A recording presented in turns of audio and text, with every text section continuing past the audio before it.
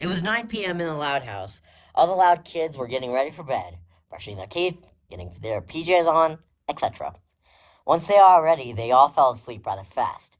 Nothing happened for the most of the night, but one of them, presumably yet the middle child of the family, Lincoln, woke up to a strange noise. It was a low whistling sound. Lincoln was confused. Why would someone be whistling in the middle of the night? He decided to look at his clock to see what time it was. It read 3:02 a.m. Lincoln didn't know why someone would be up at this time of night, but he got up from his bed and left his room. He walked downstairs and went out the front door.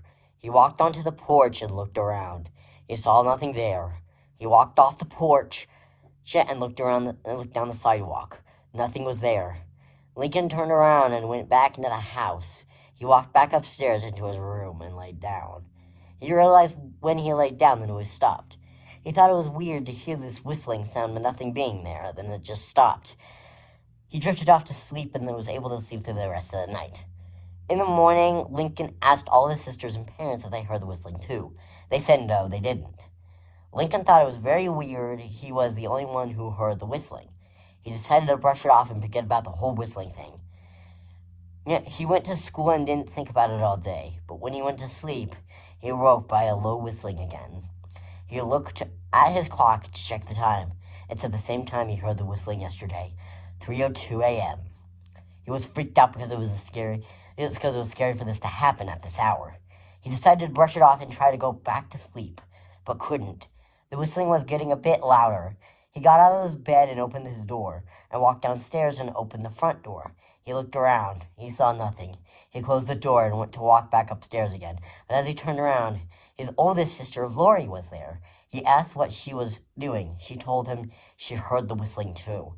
He started to freak out, but he was happy he wasn't the only one who was hearing this. He told her nothing was there, so she walked back upstairs to go back to bed. He did the same. They both went back to their rooms and went back to sleep, but they couldn't figure this out. They both came to a conclusion that it was just someone playing a prank on them. The next night, they heard it again at the same time. They went to go check it out, but nothing. They went back to bed, and since that moment, they always hear a low whistling near their house at 3:02 a.m. No other time, and they couldn't figure it out. They would just have to wait it out until it stopped, which was about 3:55 a.m. They probably would never figure this out and why, but they would hear the low whistling to this day. I hope you enjoy this. I hope you enjoy the story, and I'll see you on the next one. Bye!